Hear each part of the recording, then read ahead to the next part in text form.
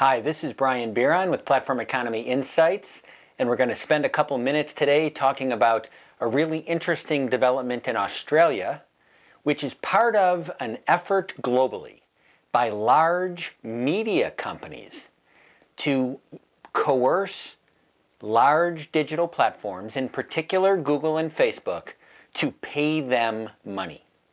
What's up with that? Now, it's not surprising, because who doesn't like to get paid money?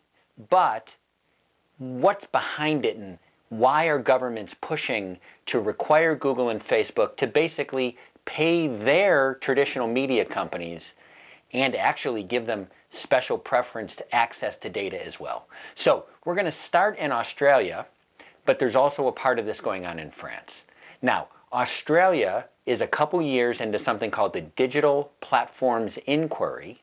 It's a competition authority effort led by the Australian Competition Authority, the ACCC, to review the power of large platforms, in particular Google and Facebook, and the impact on the Australian economy, with a special focus on media. Now, one of the recommendations of the ACCC as part of this was to require Google and Facebook to provide payments to Australian media companies, as well as give those media companies inside access to the algorithms that determine things like search rankings and what shows up on people's posts.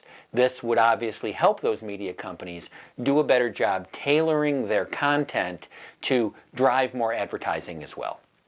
Now, the original recommendation was for the platforms and the media companies to negotiate agreements that would accomplish those two goals.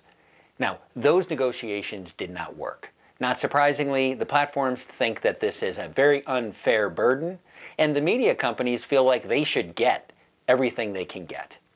So early this year, I believe it was February, the negotiations were essentially called off, and the Australian government announced that they were going to legislate. And the legislation is intended to do those same two things: create systems for payment from Google and Facebook to the media companies, as well as access to data. Now, a draft legislative proposal has been put out by the ACCC, which would set the framework to result in those two things. Now, what the draft legislation proposes is that there would again be private negotiations between the platforms and the media companies. If those negotiations don't accomplish agreements within 90 days, the government will impose arbiters to essentially choose between the two sides' proposals in a case-by-case basis. So literally, it appears to be based on the idea that each of the two platforms would be negotiating with certain media companies, and arbitrators from the government would pick the platform or the media member's proposal case by case to result in some kind of payments and some kind of access to data. Both platforms have objected to this scheme. Facebook recently announced that they were willing and preparing to end the sharing of media content, links, and other posts from users, Facebook and Instagram users in Australia, if that kind of sharing was going to require Facebook to be paying the media companies involved. Google actually came out against the proposal on the other topic of the preferential data sharing. And this is a really thoughtful point that Google was making.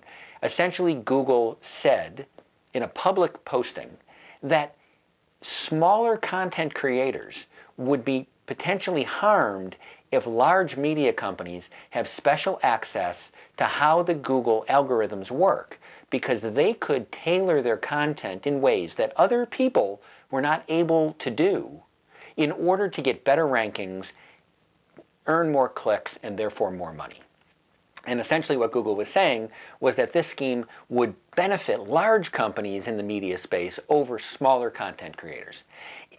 It's really interesting in Australia that the government agency, the ACCC, actually is very much in kind of a campaign, rapid response mode. And on the same day that Google announced their concerns with the preferential data sharing and Facebook announced their willingness to stop the sharing of media links, that the government posted on the internet rebuttals that essentially boiled down to the idea that both companies are off base because there's no final legislation yet, and more importantly, there aren't the final agreements between the companies. Because remember, the legislation envisions the idea that you'll have these negotiations, and then arbitrators will pick between the two agreements case by case by case. And we're not anywhere near there yet. So essentially the ACCC was saying, well, that's not being honest because we don't know what the arbitrators are going to do yet.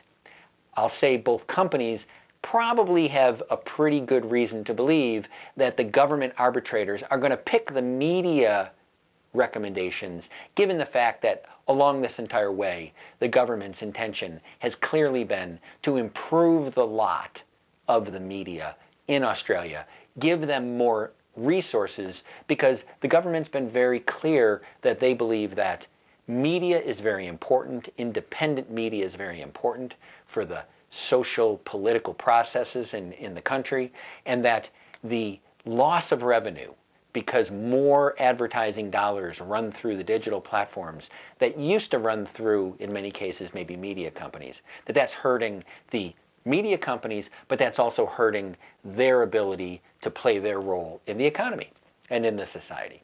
So, I did mention that something's happening in France as well. A French competition court, the French Competition Court, has ruled in a case against Google that's actually very similar to what's happening in Australia.